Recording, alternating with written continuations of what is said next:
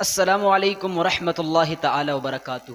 محترم سامعین حضرات، آج کلپ نمبر 25 آپ کے لیے لے کر آئے ہیں۔ یہ کلپ صرف اور صرف اس بات کو بیان کرنے کے لیے ہے کہ آیا کہ تراویح کی رکعت 20 ہیں یا 8 ہیں، تو اس پر ہم تفصیلاً گفتگو کریں گے اور اس پر جو ہونے والے اعتراضات ہیں اس کو بھی بیان کریں گے، اور اس پر خاص کر جو انجینئر محمد علی مرزا نے جھوٹے بیان دیے ہیں اس کو بھی ہم آپ کے سامنے مینشن کریں گے، اور ایمانداری کے ساتھ ہر چیز آپ کے سامنے رکھیں گے۔ فیصلہ آپ نے خود کرنا ہے۔ سب سے پہلے ایک بات کی طرف توجہ دلانا چاہتا ہوں، تراویح جو 20 رکعت ہے اس پر ثبوت پیش کرنے کے لیے لوگ کہتے ہیں کہ حضرت عمر کے زمانے میں 20 رکعت شروع ہو گئی تھی اور اس سے پہلے 8 رکعت تھی، حالانکہ ایسا نہیں ہے۔ 20 رکعت تراویح ہمارے رسول اللہ علیہ الصلوۃ والسلام کی سنت ہے۔ رسول اللہ علیہ الصلوۃ والسلام نے خود 20 رکعت تراویح پڑھائی ہے۔ حضرت ابن عباس کی روایت میں آپ کے سامنے رکھتا ہوں 3 کتابوں سے، المعجم الکبیر کی جلد نمبر 3، المعجم الاوسط کی جلد نمبر 2، المعجم الکبیر کی جلد نمبر 1، المعجم الاوسط کی جلد نمبر 2 اور مصنف ابن ابی شیبہ کی جلد نمبر 3 میں یہ روایت موجود ہے کہ حضرت ابن عباس سے مروی ہے، آپ فرماتے ہیں کہ اللہ کے نبی نے رمضان میں 20 رکعت تراویح پڑھائی ہے۔ اور اسی طرح حضرت جابر کی روایت میں ہے، آپ فرماتے ہیں کہ ایک مرتبہ اللہ کے رسول تشریف لائے اور صحابہ کرام کو 20 رکعت تراویح پڑھائی، تو یہ ہے 20 رکعت کا ثبوت، اور آگے چل کر حضرت عمر کے زمانے میں بھی 20 ہی رکعت تراویح پڑھائی گئی، اور یہ سلسلہ آج تک چلتا آ رہا ہے۔ ایسا کوئی مسئلہ نہیں ہے کہ حضرت عمر کے زمانے سے صرف 20 شروع ہوئی تھی، اس سے پہلے 20 رکعت نہیں تھی، ایسی کوئی بات نہیں ہے، بلکہ جب بھی بات کرنی ہو تو رسول اللہ سے بات شروع کرنی ہے کہ انہوں نے 20 رکعت تراویح کا یہ مسئلہ جاری کیا ہے۔ اب اس کے بعد بات آتی ہے کہ جو یہ روایات ہیں ان کی اسنادی حیثیت کیا ہے، کیا یہ احادیث صحیح ہیں؟ پہلی بات تو یاد رکھنا کہ جو مخالفین ہیں جو 20 رکعت نہیں پڑھتے اور 20 رکعت کو مانتے نہیں ہیں، وہ کہتے ہیں ان احادیث کی سند کمزور ہے۔ پہلی بات تو یہ ہے کہ میں سند پر کلام کر سکتا ہوں، ہر راوی کے لیے آپ کے سامنے بحث کر سکتا ہوں، لیکن وہ چونکہ ایک بحث طویل ہو جائے گی، میں اتنا ہی کہوں گا کہ بالفرض اگر یہ روایتیں ضعیف ہیں، بالفرض، تو ضعیف روایت اس کا جو مضمون ہوتا ہے اس سے جو بات سامنے آ رہی ہوتی ہے، اگر اس بات پر اجماع ہو جائے، اس بات کو امت کے علماء قبول کر لیں، جس کو کہتے ہیں تلقی بالقبول، اگر اس کو تلقی بالقبول حاصل ہو جائے تو وہ روایت ضعیف سے حسن درجے تک بلکہ صحیح درجے تک پہنچ جاتی ہے، اس میں کسی کو بھی شک نہیں ہے، یہاں تک کہ خود مخالفین نے اس کو تسلیم کیا ہے۔ میں اسکرین پہ اس کو ڈسپلے بھی کر دوں گا، جنہوں نے اس بات کو مینشن کیا کہ اس اصول کو، یعنی اصول محدثین کی طرف جانے کی ضرورت ہی نہیں ہے، اس کو خود جو 20 رکعت کو نہیں مانتے انہوں نے بھی اس اصول کو تسلیم کیا ہے، تو لہٰذا اس پر صحابہ کرام کا اجماع ہے، اور اجماع انشاءاللہ میں آگے چل کر نقل کرتا ہوں، اور تلقی بالقبول جو اس کو حاصل ہے وہ بھی آپ کے سامنے بیان کرتا ہوں۔ اب بات آتی ہے کہ حضرت عمر کے زمانے کی، کہ حضرت عمر نے بھی 20 رکعت تراویح کا حکم دیا ہے۔ یہاں پر مرزا کا میں کلپ چلاتا ہوں، وہ کہتے ہیں 20 رکعت کا حکم حضرت عمر نے دیا ہی نہیں، یہ جھوٹ بولتے ہیں، یہ اس کا کلپ دیکھنا۔ جو سیدنا عمر پہ جھوٹ باندھا جاتا ہے کہ حضرت عمر نے 20 تراویح شروع کروا دی تھی، یہ آپ اکثر سنتے ہوں گے۔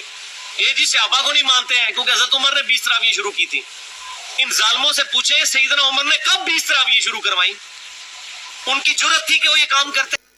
اچھا، اب میں آپ کے سامنے روایت بیان کرتا ہوں موطا امام مالک سے کہ حضرت یزید بن رومان فرماتے ہیں کہ لوگ حضرت عمر کے زمانے میں 23 رکعت پڑھا کرتے تھے، یعنی 3 رکعت وتر اور 20 رکعت تراویح۔ اب بتاؤ مرزا صاحب، یہ 20 رکعت تراویح حضرت عمر کے زمانے میں ہے یا نہیں؟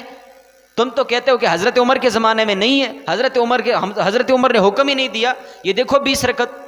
اچھا، بات آ گئی حکم کی، تو حکم بھی آپ کے سامنے میں رکھتا ہوں کہ حضرت عمر نے حکم دیا ایک آدمی کو کہ وہ 20 رکعت تراویح پڑھائے۔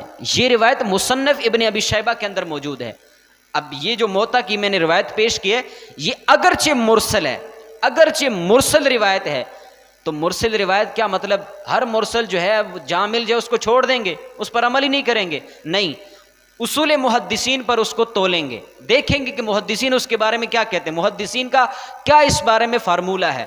یہ جو مرزا صاحب ہیں یہ اصول محدثین پہ وہاں اترتے ہیں جہاں ان کی طبیعت کے مطابق اصول ہوتا ہے.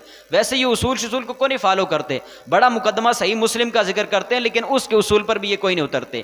محدثین کا یہ پیٹ رول ہے کہ جہاں پر مرسل حدیث آ جائے وہ مرسل حدیث اگر اس کی دوسری مرسل حدیث مل جائے، وہ بات جو مرسل حدیث سے ثابت ہو رہی ہے وہی بات اگر دوسری مرسل روایت سے ثابت ہو جائے، اٹ مین دوسری سند کے ساتھ دوسری طریق کے ساتھ وہ مروی ہو تو اس کو تائید حاصل ہو جاتی ہے. جب اس کو تائید حاصل ہو گئی ہے تو اب وہ قابل حجت ہے، اس کو آپ پروف کے طور پر کسی کے سامنے پیش کر سکتے ہیں. یہ میں آپ کے سامنے کئی محدثین کی کتابوں سے یہ اصول آپ کے سامنے ڈسپلے کرنے لگا ہوں، اسکرین پہ آپ دیکھ سکتے ہیں. اچھا اب بات آگے لے کر چلتے ہیں حضرت علی کی طرف. حضرت علی نے بھی ایک شخص کو حکم دیا تھا کہ وہ 20 رکعت تراویح پڑھائے. یہ روایت بھی سنن الکبریٰ للبیہقی کے اندر موجود ہے. یہ تو کہتا ہے کہ حکم ہی نہیں دیا، یہاں پہ حضرت علی کا بھی میں نے آپ کے سامنے بیان کر کہ حضرت علی نے بھی حکم دیا ہے. اب چلتے ہیں کہ صحابہ کرام کا اجماع، کہ صحابہ کرام کا اس بات پر اجماع ہے کہ تراویح 20 رکعت ہے یا نہیں. تو بالکل اس بات پر صحابہ کرام کا اجماع ہے. اور یہ مرزا جھوٹا کہتا ہے کہ یہ جو 20 رکعت تراویح پڑھنے والے ہیں بریلوی ہیں، انہوں نے اپنی طرف سے اجماع گڑھا ہوا ہے، یہاں کوئی اجماع ہے ہی نہیں ہے. تو میں آپ کے سامنے یہ اجماع رکھنے لگا ہوں. سننا کس کس کتاب کے اندر یہ اجماع لکھا ہوا ہے، ہم اپنی طرف سے نہیں، ہر بات آپ کے سامنے انشاءاللہ بیان کریں گے. یہ دیکھنا امام قسطلانی نے ارشاد الساری کے اندر اس بات پر اجماع نقل کی. یہ سامنے عبارت آپ کے آئے گی. ابن حجر عسقلانی رحمہ اللہ تعالی نے اس پر اجماع نقل کیا ہے انارۃ المصابیح کے اندر. ملا علی قاری نے، وہ ملا علی قاری جس پر یہ مرزا صاحب نے جھوٹ باندھا ہے، کہتا ہے ملا علی قاری نے کہا کہ جو 8 رکعت تراویح یہ سنت ہے، جھوٹ باندھ کر اس ملا علی قاری پر اس نے جھوٹ باندھا ہے. وہ اسی ملا علی قاری کی میں آپ کے سامنے بات کر رہا ہوں. اس ملا علی قاری نے 20 رکعت پر اجماع نقل کیا، فرمایا کہ صحابہ کرام کا اس پر اجماع ہے. جب اجماع آپ کے سامنے آ گیا تو پیچھے بات ہی کون سی رہ گئی ہے؟ اجماع کی حجیت پر تو مرزا صاحب نے خود پورا لیکچر ریکارڈ کرایا ہوا ہے، بس ہر ڈرامی ہے وہ ماننے کے لیے تیار نہیں ہے، بس طبیعت کے خلاف ہے 20 رکعت، تو اس لیے وہ اس کو بار بار جو ہے لے کر چلتے ہیں. اب آگے بات آتی ہے کہ مخالفین یعنی جو 20 رکعت تراویح پڑھنے والے ہیں، نہیں پڑھنے والے، اس کو نہیں ماننے والے، ان کی کیا دلیل ہے؟ ان کے پاس 8 رکعت کی کیا دلیل ہے؟ تو پہلی دلیل جو حضرت عائشہ کی وہ بیان کرتے ہیں کہ وہ حضرت عائشہ سے پوچھا گیا کہ بتائیے رسول اللہ رمضان میں کیسے نماز پڑھا کرتے تھے، یعنی اس طرح کا سوال کیا گیا. صحیح بخاری شریف کی روایت کہتے ہیں کہ حضرت عائشہ نے آگے سے جواب دیا کہ رمضان ہو یا رمضان کے علاوہ ہو، اللہ کے رسول جو ہے وہ 11 رکعتیں پڑھا کرتے تھے. اب یہ روایت پیش کر کے ہمیں بتانا چاہتے ہیں دیکھو 3 رکعت جو ہے وتر کی ہیں اور باقی جو 8 رکعتیں تراویح کی ہیں، لہٰذا پتہ چلا کہ تراویح 8 رکعتیں. اور کچھ خدا کا خوف کرو، کچھ خدا کا خوف کرو، یہ رمضان کے علاوہ کون سی تراویح ہوتی ہے؟ رمضان میں ہو یا رمضان کے علاوہ ہو، رسول پاک علیہ الصلوۃ والسلام 8 رکعت تراویح پڑھا کرتے تھے. رمضان کے علاوہ کون سی تراویح ہوتی ہے؟ پتہ چلا کہ یہ تراویح کی بات نہیں ہے، یہ نماز تہجد کی بات ہے کہ رمضان ہو یا رمضان کے علاوہ ہو، نماز تہجد نبی علیہ الصلوۃ والسلام پڑھا کرتے تھے. روایات میں یہ بھی آتا ہے کہ وہ 8 رکعت ہوا کرتی تھی. اچھا دوسرا جو اہم جو مرکزی ان کی دلیل ہے موطا امام مالک کی روایت کہ حضرت عمر نے حکم دیا تھا 2 صحابہ کرام کو کہ آپ 8 رکعت تراویح پڑھائیں، یعنی 11 رکعتیں پڑھائیں، 3 وتر کی اور 8 رکعت تراویح پڑھائیں. اب یہ ان کی بڑی دلیل ہے، حالانکہ یہ دلیل بڑی کچی دلیل ہے. اور مرزا صاحب نے اس حدیث کے بارے میں کہا کہ کوئی بندہ اس حدیث کو ضعیف کہہ نہیں سکتا، یہاں تک کہ مفتی احمد یار خان نیبی نے بھی اس کو صحیح کہا ہے. لہذا یہ سونے کی مور گولڈن چین کے ساتھ روایت ہے الموطا امام مالک کے اندر 11 رکعت، اور الحمدللہ کوئی مائی کا لال اس روایت کو ضعیف نہیں کہتا. ایون مفتی احمد یار خان نعیمی صاحب جو بریلوی ہیں، انہوں نے بھی جال حق میں اس روایت کو ایڈریس کیا، کہتے ہیں یہ روایت تو بالکل صحیح ہے لیکن حضرت عمر کو اصل میں بھلیکھا لگ گیا سی، انہوں نے پہلے 11 شروع کرائی ہیں، بعد 20 کر دی ہے سر. وہ کتنے کی سر؟ یہ ان کو دھوکہ لگ گیا، پہلے انہوں نے 11 شروع کرائی، بعد میں 20 کروا دی. یعنی روایت کو وہ بھی ضعیف نہیں کہہ سکتے. یہ جھوٹ باندھا ہے مفتی احمد یار خان نیبی پر، واضح جھوٹ ہے. یہ آپ کے سامنے میں مفتی صاحب کی جال حق کی عبارت میں آپ کے سامنے ذکر کرتا ہوں.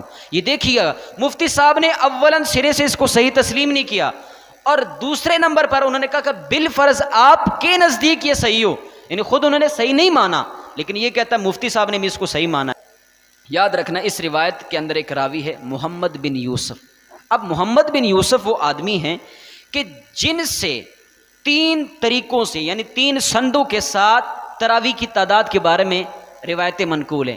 ایک سند جو ہے وہ موطا امام مالک میں یہ جو بیان کر رہے ہیں، یہ روایت موطا امام مالک میں 11 رکھتے ہیں، مصنف عبد الرزاق کے اندر 21 رکھتے ہیں تراویح کے بارے میں، یعنی محمد بن یوسف سے یہ روایت ہے۔